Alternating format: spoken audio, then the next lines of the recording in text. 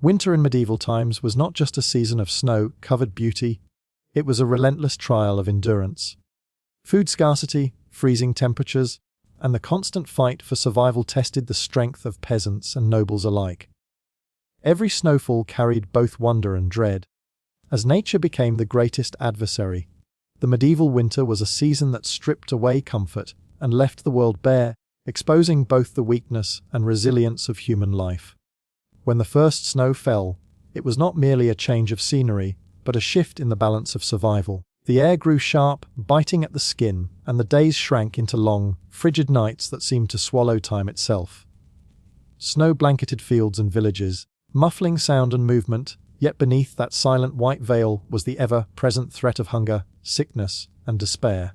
Unlike today, when winter might be met with the expectation of warmth and festivity, the people of medieval Europe knew it as an adversary, a season that tested whether a family, a community, or even a kingdom would see the next spring. The harshness of the season lay first in its climate. Temperatures plunged far below what the thin garments of most peasants could bear.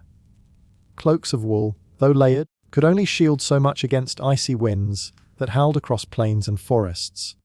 The cold invaded houses built of timber and stone, seeping through gaps in thatched roofs or poorly sealed walls. Firewood, scarce and precious, burned quickly, leaving interiors only slightly warmer than the bitter air outside. For most villagers, keeping a fire lit was a matter of survival, yet wood was not infinite. Cutting down trees in winter required immense labor, often in deep snow, and the more forests were stripped, the harder it became to find dry logs. Families huddled together, not just for comfort, but for shared warmth, their breath visible in the air of their own homes.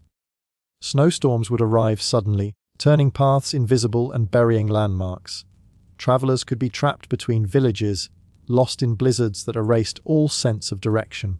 To set out in such conditions was to risk one's life, yet sometimes necessity, whether it be trade, military duty, or the search for food, forced men and women into the white wilderness. Roads, already little more than muddy tracks in warmer months, became impassable sheets of ice or were swallowed under feet of snow. Wagons toppled, horses slipped, and merchants delayed journeys for weeks or months, leaving remote settlements even more isolated. The landscape itself became an enemy, shaping not just daily activity, but the very rhythm of the year. The earth froze solid, halting agricultural labor. Plows could not pierce the ground, seeds could not be sown, and livestock could not graze in fields buried under snow. This made the reliance on stored harvests essential, but the quality of those supplies depended on the months before. A poor harvest in autumn spelled doom in winter, as barns and granaries emptied too quickly. The harshness of the land in winter revealed itself not only in its immediate cold, but in the consequences of its frozen stillness. The fields that promised life in spring turned into barren wastelands of ice, their bounty locked away, untouchable beneath frozen soil. Forests, while dangerous, were both curse and salvation. They provided firewood, occasional game, and protection from the wind, yet in winter they became forbidding places. Snow-laden branches broke suddenly, avalanches of white crashing down without warning. Predators, driven by their own hunger, prowled closer to human dwellings. Wolves, lean and desperate, followed the scent of livestock, or even the faint trail of solitary travelers. Tales of wolf packs surrounding villages were not mere folklore, but very real threats that added fear to already anxious nights. People would keep torches burning near barns or scatter ash in snow to confuse the animals' sense of smell. The howling of wolves beyond the dark tree line was a reminder that in winter, humans were never the only ones struggling to survive. Water, though abundant in snow, became another hardship. Rivers froze solid, wells iced over, and breaking through to draw water required constant labor. Melting snow was often a necessity, yet it never yielded enough and carried impurities that led to sickness. The unforgiving landscape gave little freely, and everything required labor that the cold sapped from weary bodies.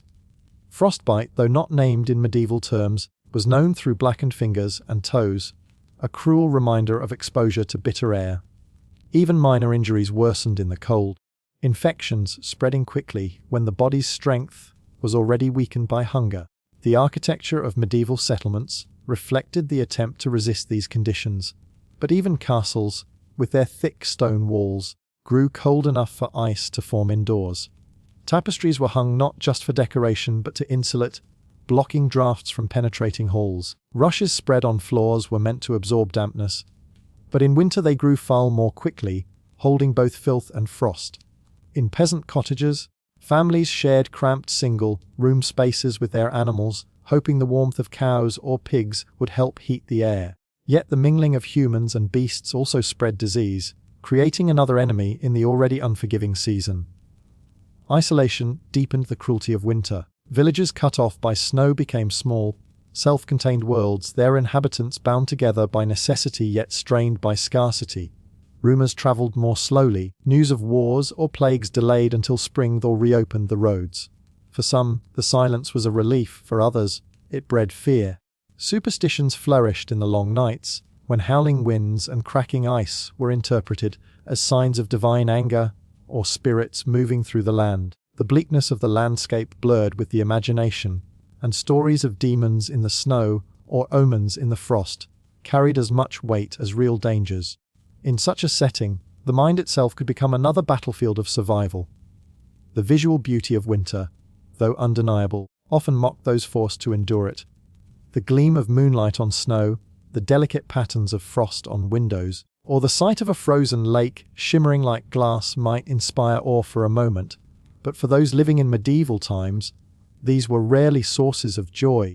They were reminders of the season's dominance, the way it covered all with a deceptive purity, while concealing the suffering it brought. Snowdrifts blocked doors, icicles tore down thatch, and the dazzling whiteness reflected sunlight harshly enough to blind eyes unprotected. Where modern observers might marvel at a winter scene, the medieval villager saw a curtain of danger, each flake a piece of the larger trial they were forced to endure. Even the soundscape of winter emphasized its severity, the crunch of boots on frozen ground, the cracking of ice on rivers, and the eerie silence after a storm created an atmosphere of constant tension.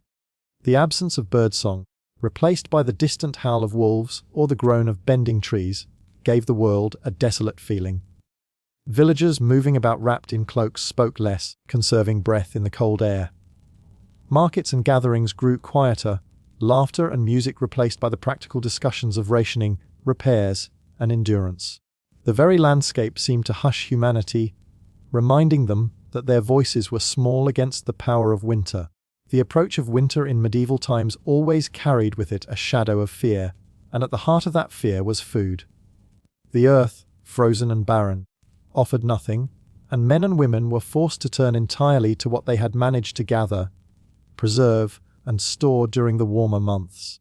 Hunger lingered in the air, not only as an idea but as an ever-present threat that gnawed at families from the moment the harvest ended. A plentiful summer and autumn could ease the dread, but even then, no one was free from anxiety. A single poor season, a failed crop, or a raid that destroyed granaries meant that the long months of cold would become a battle against starvation. Food was not only sustenance, it was survival itself, and its scarcity defined the rhythm of medieval life. For peasants who made up the vast majority of the population, the cycle of the year revolved around this challenge. Fields were ploughed, sown, and harvested not simply for profit, but for the hope of enduring the dark months, when the land gave nothing back. Grains were central, particularly rye, barley, oats, and wheat, though wheat was often reserved for the wealthy or the church. Bread made from coarse rye or barley was the foundation of the peasant diet, but bread could not be baked in winter unless grain was preserved carefully. Rats and dampness threatened stores, and a poorly maintained granary could spell disaster. Every family measured their loaves carefully, cutting them thinner as weeks dragged on, turning to black bread made from lower quality grain when the better flour had long been consumed. Preservation became an art of necessity. Salt was one of the most valuable resources, for it allowed meat to last far beyond the time of slaughter. Yet salt was expensive, often traded from distant sources, and peasants rarely had it in abundance. When they did, they salted pork, mutton, or fish, hanging the pieces in smokehouses or storing them in barrels. Smoking was another vital technique, its bitter haze clinging to rafters where strings of sausages or slabs of bacon hung for the months ahead. For those who lived near coasts or rivers, Drying fish on racks or salting them for transport became lifelines. Herring, in particular, was one of the most traded and consumed fish in medieval Europe, a staple that could appear on the table of a poor fisherman's hut or a noble's feast. Depending on how it was prepared, vegetables and legumes also had their place, though fresh greens disappeared quickly with the frost. Cabbages, onions, beans, and peas were stored in root cellars, often buried beneath straw and earth to keep them from freezing. Dried beans and lentils became essential sources of nutrition, easily rehydrated in thin stews that could be stretched to feed a family. Turnips and parsnips, hardy and long-lasting, were relied upon when other supplies dwindled. The monotony of such food was accepted because choice was not an option. In winter, survival did not allow luxury, it demanded resourcefulness. Fruit, when available, was preserved in honey or dried in the rare instances families had the means. Apples and pears might be stored in cool cellars for weeks, but by deep winter, most fruit had either spoiled or been consumed. Honey itself, beyond being a sweetener, was also a preservative, though beekeeping required skill and was more common in certain regions than others. The wealthy could indulge in figs, raisins, and dates brought from distant lands. But such foods were dreams to peasants who often had never seen them in their lives. Livestock presented another challenge. Farmers could not feed all their animals through the barren months, so many were slaughtered in autumn. Meat was preserved, but this meant fewer animals remained alive to provide milk or labor until spring. It was a delicate balance: keep too many, and they would starve; keep too few, and the household would lack milk, cheese, or the ability to plough fields when thaw came. Cows, sheep, and goats provided dairy products that could be turned into cheese, which kept longer than milk. Butter, when it could be stored in cool containers, added fat and calories crucial for enduring the cold. Yet even these products grew scarce, and many peasant households had none at all after a certain point in the season. Ale and beer, brewed from grains, were more than luxuries. They were often safer to drink than water and provided calories. Brewing took place throughout the year, but careful planning ensured that casks would last into winter. Stronger ales, which preserved better, were often set aside for the lean months, while weaker brews were consumed quickly. For nobles and monasteries, wine served a similar role, stored in cellars where it could remain drinkable for years. To the poor, however, such drinks were rarities, and the thin ale they drank was both nourishment and necessity. The shortage of food brought not only physical hunger, but also psychological torment. Every family measured their supplies daily, each meal a reminder that the pile of grain, the hanging meats, the jars of beans, and the baskets of root vegetables were shrinking. Children cried for more, elders gave up their portions, and parents lived with the gnawing fear that the last crust of bread might come before the first green shoots of spring. Hunger altered behavior, fraying tempers, and driving theft. A neighbor's granary might be raided in the dead of night, or livestock stolen from a nearby pasture, and though such crimes carried heavy penalties, desperation often silenced fear of punishment. Communities sometimes came together, sharing supplies in times of crisis, but this generosity could only extend so far. Lords were expected to provide for their serfs, yet many hoarded what they had or sold it at inflated prices. Monasteries, with their larger storerooms, often acted as sources of charity, but even these ran thin in harsh winters. When famine struck, it was not uncommon for entire villages to be abandoned, families fleeing in search of places with food, leaving behind homes that would not be resettled for years.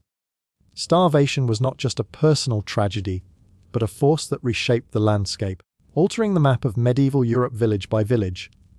Religion played its part in how scarcity was endured. Hunger was often interpreted as divine punishment or a trial of faith. Fasts imposed by the church were easier to accept in times of want, though in practice, these fasts were sometimes ignored when food was already insufficient. Prayers, processions, and offerings were made to saints in the hope of intercession. But the practical reality was that no miracle could replace the food that was not there. The reliance on preserved supplies became a ritual of its own, each jar, cask, and barrel holding not only sustenance but also hope.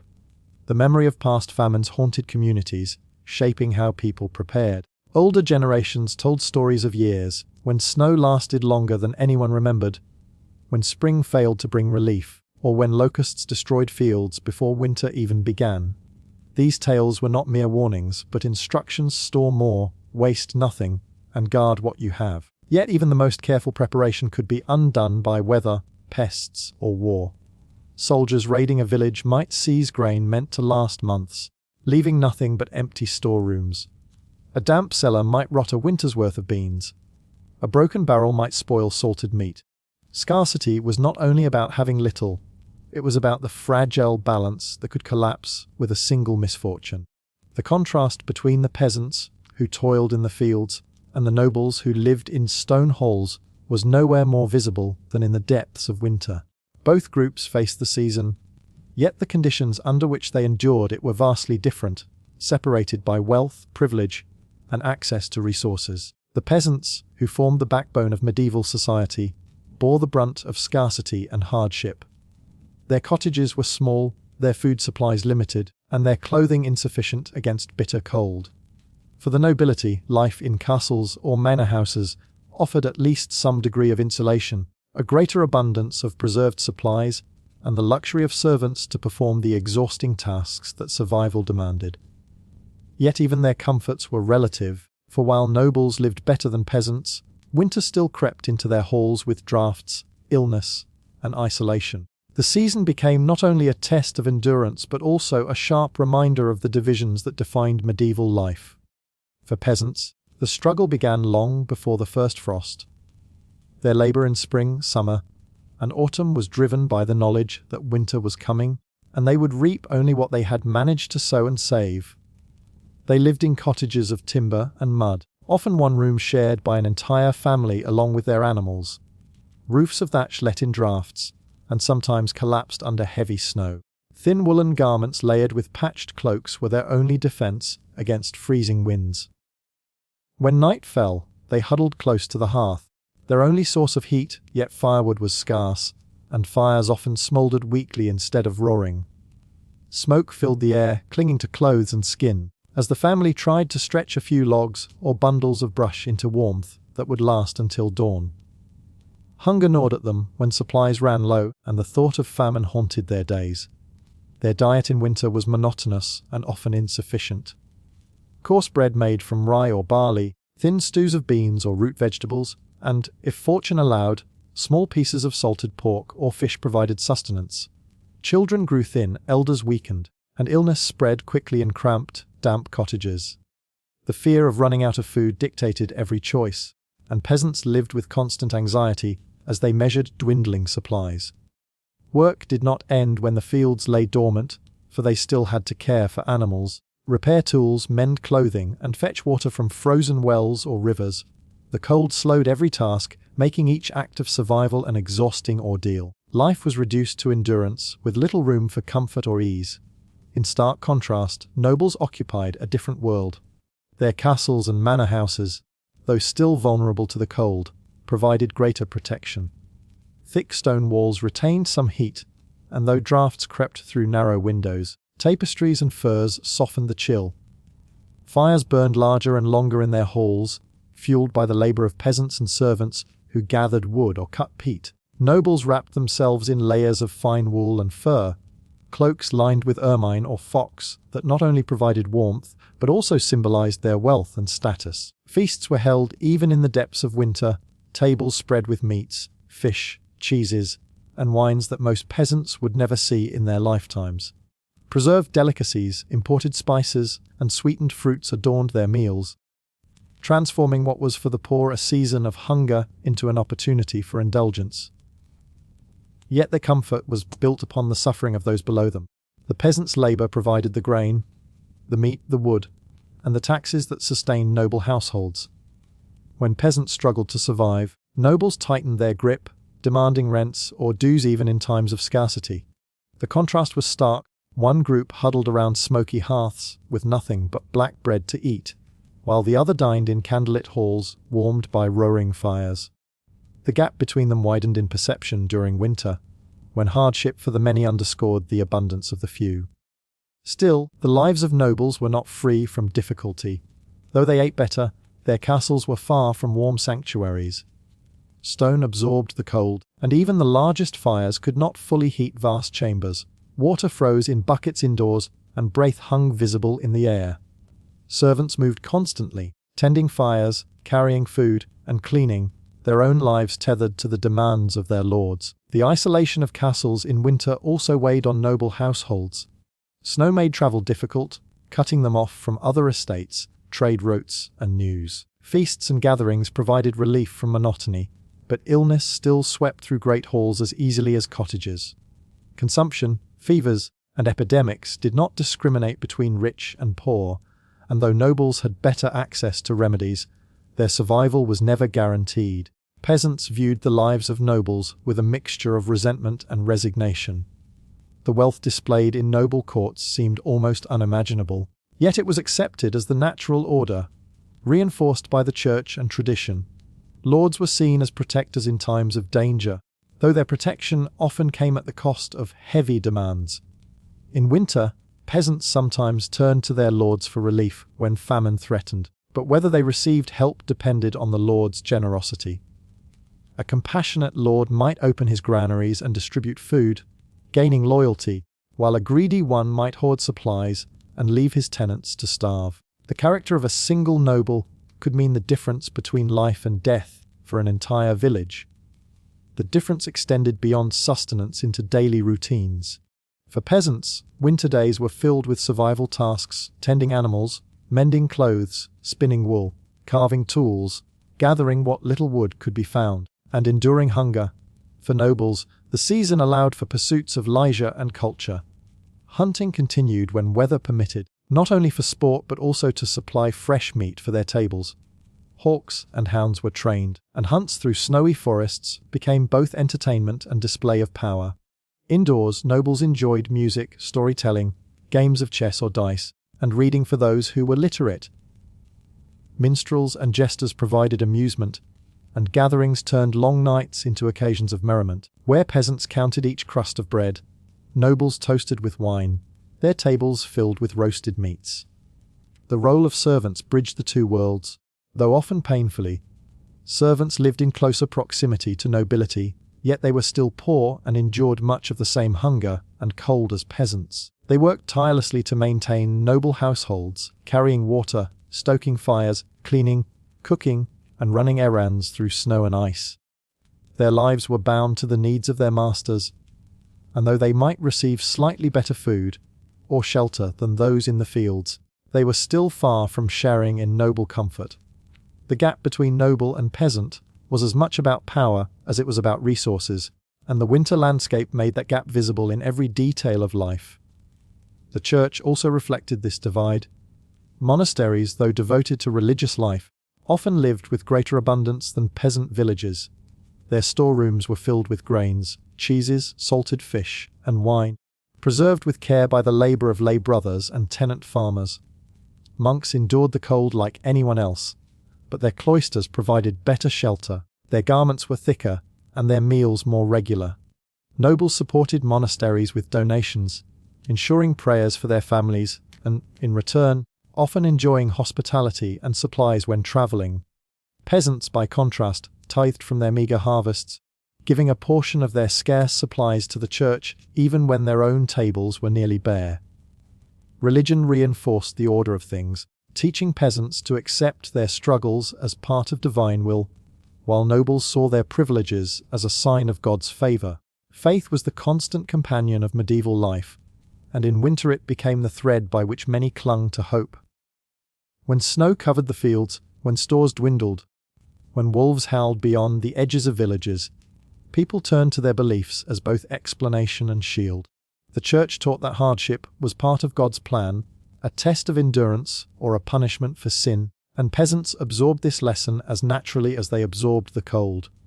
The rhythms of faith shaped the rhythm of survival, with prayer, ritual, and superstition blending together to create a framework for understanding suffering.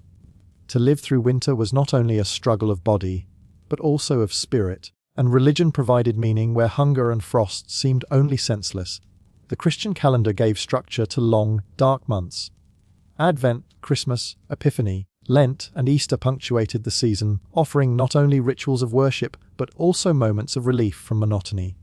In small churches, villagers gathered to hear sermons that reminded them of endurance and promised reward in heaven for their suffering on earth. Candles lit in chapels stood against the endless night, their glow symbolic of salvation amid despair. Priests preached patience and obedience, assuring peasants that God saw their struggles, even when their stomachs were empty. For nobles, faith reaffirmed their right to comfort, portraying wealth and status as part of divine order. For peasants, it promised that poverty was not without purpose. Fasts prescribed by the church were more easily borne when there was little food to begin with. During Lent, when meat and dairy were forbidden, peasants complied not only out of obedience but also because their supplies were already running low. Fish became the substitute, though not always available in inland regions, and thin soups of beans or grains were consumed instead. Religious law turned scarcity into virtue, reframing hunger as holy discipline. Yet there was also relief in feast days, when restrictions lifted and communities gathered for what abundance they could muster. Even if meals were modest, the act of feasting together brought warmth of spirit, a sense that God allowed joy amid hardship. Superstition intertwined with faith, filling the gaps where formal religion could not reach.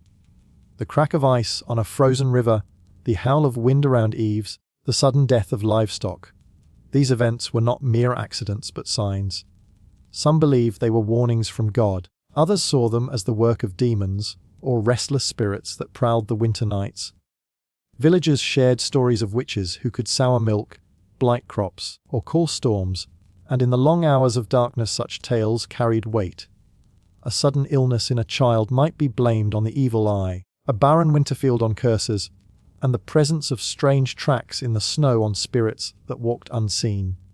Faith did not banish fear but gave it shape, and rituals were devised to protect against it. Blessings of homes, fields, and animals became acts of survival. Holy water sprinkled over thresholds was believed to keep out evil forces. Priests walked through villages at Epiphany, chalking sacred initials above doors to ward off misfortune. Charms were hung in barns to protect livestock from both sickness and predators. Candles blessed at Candlemas were kept through the year, their flame believed to protect families from storms or sickness when lit. Some of these practices were sanctioned by the church, others tolerated or quietly blended with older pagan customs. The boundaries between Christian ritual and folk superstition blurred, especially in the countryside, where priests were scarce and local traditions filled the void. Winter nights were long, and in the flickering firelight stories were told that reinforced these beliefs. Legends of saints who endured famine, who called forth food from empty baskets, or who banished demons from snowbound villages gave listeners a sense of solidarity with holy figures. Tales of punishment fell on those who defied God's order, reminding hearers that obedience was essential. Parents warned children to behave lest spirits steal them away in the night, turning moral lessons into supernatural threats. In a world where survival itself seemed uncertain, such stories anchored minds against chaos, teaching that unseen forces governed even the snow and frost. Pilgrimage was less common in winter, since travel was dangerous, but some still set out in desperate hope. Families who lost everything might send one member to a shrine, carrying small offerings and prayers for survival. Saints associated with healing, fertility, or protection against famine became central figures of devotion. Icons or relics of saints were venerated more intensely during the cold months, villagers kneeling before them with whispered pleas for food, warmth, and the health of children. Nobles sometimes commissioned prayers or masses from monasteries on behalf of their estates, believing that divine favor could preserve their abundance. For both poor and rich, the mediation of the divine was seen as vital to withstanding the season's harshness. The rituals of survival extended even to the preparation of food. Before bread was cut, a cross might be traced on the loaf, sanctifying it against harm. Salt, when sprinkled on meat, was not only preservative but protective, thought to drive away evil. First fruits of the harvest, when preserved, were sometimes set aside as offerings to ensure that the stores would not spoil. The act of eating itself became sacred, a prayer of thanks rising before meals even when the fare was meager. Food was never merely sustenance, it was a tangible blessing from God, a reminder that even scarcity was part of divine providence. Fear of famine deepened reliance on faith. When granaries emptied too quickly or livestock died unexpectedly, communities gathered in churches to hold processions, ringing bells and singing litanies in hope of divine intervention. Special prayers were composed for times of scarcity, calling upon Christ or the Virgin Mary to intercede. When snowstorms raged, villagers might process through fields with crosses and banners, imploring heaven to spare them from ruin. The church offered not only spiritual comfort, but also ritual structure, providing actions that allowed people to feel they were not helpless, that their cries reached beyond the frozen sky. At the same time, rituals were not confined to the sacred. Folk practices persisted that blended ancient pagan customs with Christian belief. Bonfires were lit on certain nights to drive back darkness and symbolically strengthen the sun. Evergreen branches were hung in homes, carrying echoes of older traditions that celebrated life in the midst of death. Some whispered charms over seeds saved for spring planting, ensuring fertility of the soil. Women muttered protective prayers when spinning wool, fearing that idle hands invited misfortune. These practices, though sometimes frowned upon by priests, endured because they gave people direct control over their survival, an agency that official religion alone could not always provide. The noble classes practiced faith differently, though with equal fervor. They sponsored masses, gave alms, and commissioned monasteries to pray for their families. Chapels within castles became places where lords and ladies knelt before gilded altars, offering thanks for their abundance and petitions for protection against plague or rebellion. Their faith reinforced their sense of destiny, convincing them that their comforts were ordained by God. Yet they too turned to rituals in moments of fear. Astrologers and clerics were consulted to interpret signs in the heavens, and holy relics were carried into battle or displayed in times of famine. The blend of official worship and superstition extended even into noble halls, for no one in medieval Europe was untouched by the mysteries of the unseen. The arrival of winter in medieval times altered the very texture of daily life, reshaping routines, habits, and expectations under the pressure of cold, hunger, and disease. What might have been ordinary tasks in warmer months became battles against nature itself, every chore slowed and made more difficult by frozen ground, icy winds, and the persistent weakness brought on by inadequate food. The cold was not merely an outside force, but something that seeped into every corner of existence, dictating how people worked, slept, dressed, and interacted with one another. Hunger gnawed at the body and mind, changing how communities behaved, eroding patience and stirring desperation. Disease, spreading more easily in cramped, poorly heated dwellings, turned already hard months into periods of dread when a simple cough or fever might mean the loss of another family member. Morning began late in the season, for the sun rose slowly and the frost lingered long into the day. Peasants woke in cottages where the fire had burned low during the night, leaving rooms chilled and damp. Breath hung in the air, blankets offered little warmth, and children often slept 2 or 3 to a bed for shared body heat. The first task was to stir the embers, coaxing life back into the hearth with what little wood remained. Fetching water was next, and this chore carried its own challenges, for wells were iced over and streams frozen solid. Women and children struck the ice with iron tools, hauling buckets heavy with slush back to cottages, their hands raw and stiff from the cold. Even such a simple act demanded effort that weakened the body further when food was scarce. Meals were sparse and repetitive. A hunk of bread, perhaps dipped into thin broth, was often all that awaited the family at dawn. On rare days, scraps of meat or cheese might accompany it, though such luxuries disappeared quickly once the deepest part of winter set in. The hunger never truly faded, and men and women worked through the day with stomachs only half satisfied, conserving strength, but never free from weakness. Children cried for more, their bellies swollen with emptiness, while mothers offered what little they could, often giving up their own portions. To be hungry was normal, but in winter hunger became relentless, shaping moods and temperaments, making tempers shorter and fatigue constant. Work outdoors was grueling. Though the fields lay dormant, peasants still tended to animals, fetched wood, repaired fences, and carried out tasks that could not be delayed. Snow made every step heavier, and icy ground turned paths treacherous. Woodcutters risked frostbite while felling trees or gathering brush. their axes ringing in frozen silence, hands blistered from labor in the cold. Hunters tracked scarce game through the forest, leaving behind villages for days in search of deer, boar, or even rabbits, though success was never certain. Failure meant returning empty, handed to hungry families who had pinned their hopes on a catch. Cold seeped into bones, making joints stiff, and illness often followed exertion, with chills turning into fevers that few had the strength to fight. Indoors, life was no less harsh. Women spent hours spinning wool or linen, patching clothes that wore thin faster in the cold. The hearth required constant tending, and smoke often filled rooms when damp wood was burned, stinging eyes and lungs. Babies were wrapped in whatever cloth could be spared, sometimes swaddled so tightly against drafts that they developed sores. Elders sat by firesides, coughing and weak, their bodies less able to endure hunger and cold, and many did not survive past the season. The sick were tended with herbs, charms, and prayers, but disease spread quickly in cramped conditions. Lice, fleas, and vermin thrived in the rushes that covered floors, carrying infection even in the dead of winter.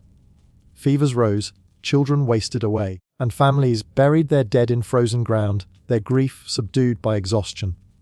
Nobles, though shielded by greater wealth, lived daily lives that were also shaped by the cold. Their castles, though imposing, were rarely warm. Drafts cut through stone corridors, and even thick furs could not banish the chill. Great fireplaces roared in halls, but smaller chambers remained icy, water freezing in jugs left by bedsides. Servants hurried constantly to keep fires fed, hauling wood up staircases, carrying water from wells, and preparing meals in kitchens where the heat was fierce yet smoky. Noble children played indoors, wrapped in fine garments, their games accompanied by music or lessons from tutors. But they too caught illnesses that swept through households despite the abundance of food. Physicians might be called, but their remedies were often no more effective than the herbs used by peasants. Food defined noble life differently. Feasts broke up long winters, bringing roasted meats, spiced wine, pastries, and sweetmeats to heavy tables where lords, ladies, and guests gathered for hours. Yet even these meals carried reminders of scarcity, for much of the food had to be preserved from autumn. Fresh fruit and vegetables were rare, and though nobles had greater access to imports, their diet was still shaped by the season.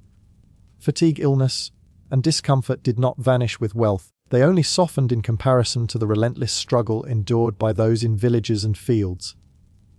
Religion structured daily life, filling the long hours with prayer and ritual.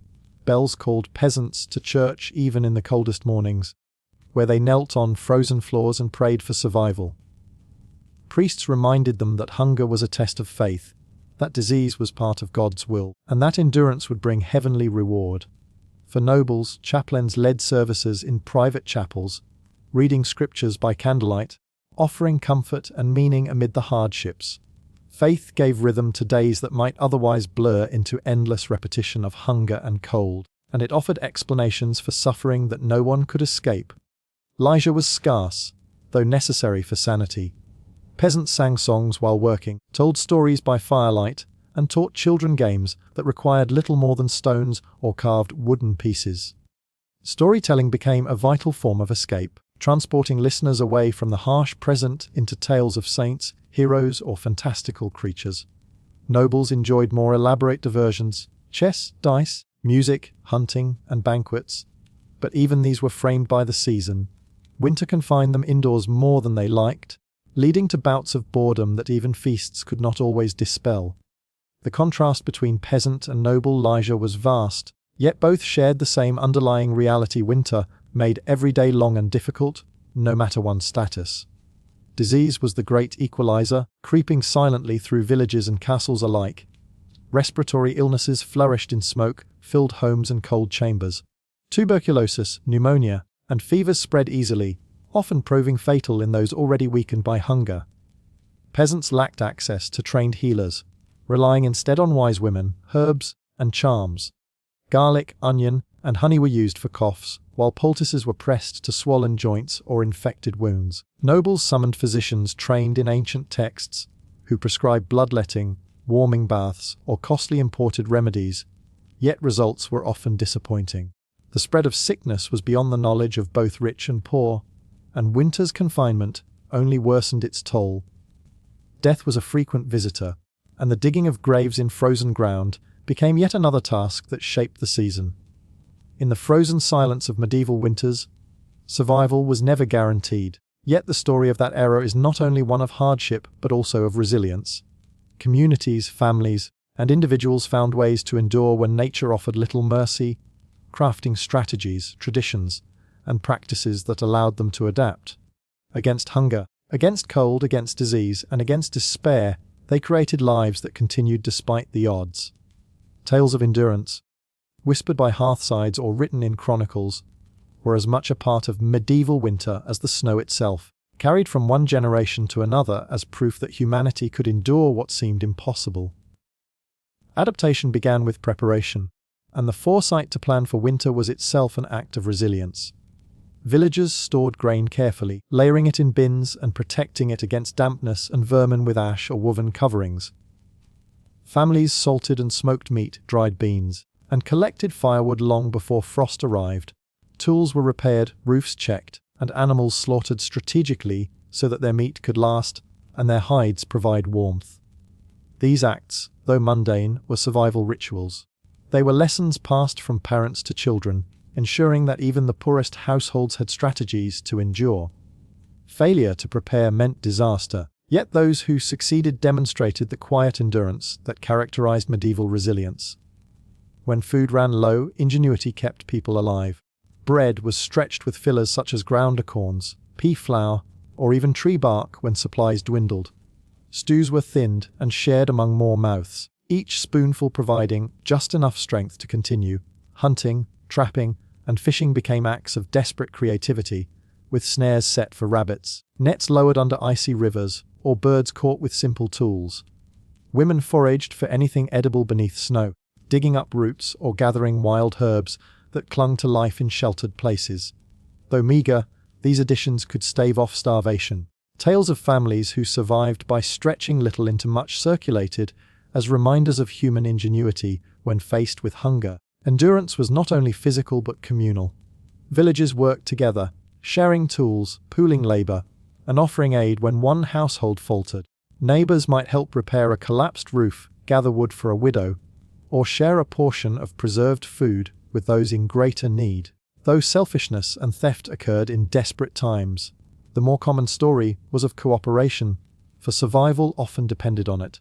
A family that lost its ox in winter might borrow another in spring, repaying the favor with labor or a share of harvest. These bonds of mutual support created resilience stronger than any one individual could muster alone. Stories of endurance also grew from faith, which gave people strength to face hardship. Prayers and rituals provided comfort, reminding communities that suffering had meaning beyond the immediate. Saints' lives were invoked as examples. Tales of holy men and women who survived on little more than roots or snow gave peasants courage that their own hunger could be borne. Rituals such as processions, blessings, or lighting holy candles filled the long nights with hope. Faith did not erase hardship, but it reframed it, turning survival into a shared trial that connected villagers not only to each other, but to a cosmic struggle in which endurance had eternal reward. Children grew up in this environment of resilience, their games and stories reflecting the lessons of survival. They learned early how to help with chores, fetching wood, tending animals, or mending clothing. Play was often shaped by imitation of adult tasks, turning endurance into part of their childhood education. In long winters, grandparents told stories of past hardships, tales of winters colder than any remembered, of famines survived, of miraculous hunts or providential harvests that saved entire villages. These stories carried moral lessons, teaching the young that endurance was possible and that their struggles were part of a larger tradition of survival. Nobles, too, demonstrated adaptation, though their strategies differed. Castles were fortified not only against enemies, but also against the season. Storerooms were filled with grain, salted meats, wines, and preserves months in advance. Servants labored to ensure fires never went out, clothing was lined with fur, and chambers kept at least somewhat warm. Endurance for the wealthy was less about bare survival and more about maintaining order, preventing rebellion among hungry peasants, and keeping their estates functioning despite isolation. A wise noble distributed food strategically, ensuring loyalty while still protecting his own stores. A careless or cruel noble faced unrest, for resilience in his household often relied on the delicate balance of control over those who worked his land. Resilience also appeared in the way people found joy amid hardship. Songs, dances, and feasts were woven into the winter months, offering not only distraction but also strength. Even the poorest households found moments to laugh, to sing, or to share stories. Weddings and christenings held in winter became symbols of life continuing against all odds. Festivals tied to the church calendar, such as Christmas or Candlemas, filled dark days with light, reinforcing bonds of community. Endurance was not only about surviving hunger and cold, but about preserving the human spirit, refusing to let despair consume every moment. Disease tested endurance in ways food and cold did not. Fevers, coughs, and infections swept through villages weakened by hunger. Yet even here, people adapted, relying on herbal remedies, charms, and shared knowledge to care for the sick. Garlic was chewed for strength, honey mixed with herbs for coughs, and poultices placed on wounds to draw out infection. Wise women, midwives, and healers became central figures in this struggle, their knowledge passed orally through generations. Though many died, many also survived because of these practices, proof that resilience was not merely luck, but the product of knowledge carefully preserved and adapted. Travel in winter also demanded endurance, for those who ventured across frozen landscapes faced immense dangers. Merchants moving goods between towns risked storms, thieves, or starvation along the way, yet their journeys kept trade alive. Messengers braved snowbound roads to deliver news, their resilience ensuring communication between distant lords or kingdoms. Pilgrims pressed on through the cold, convinced that each step was an act of faith that gave meaning to suffering. Each story of a successful journey in such conditions became a tale of courage, admired by those who stayed behind and used as inspiration in their own smaller daily struggles.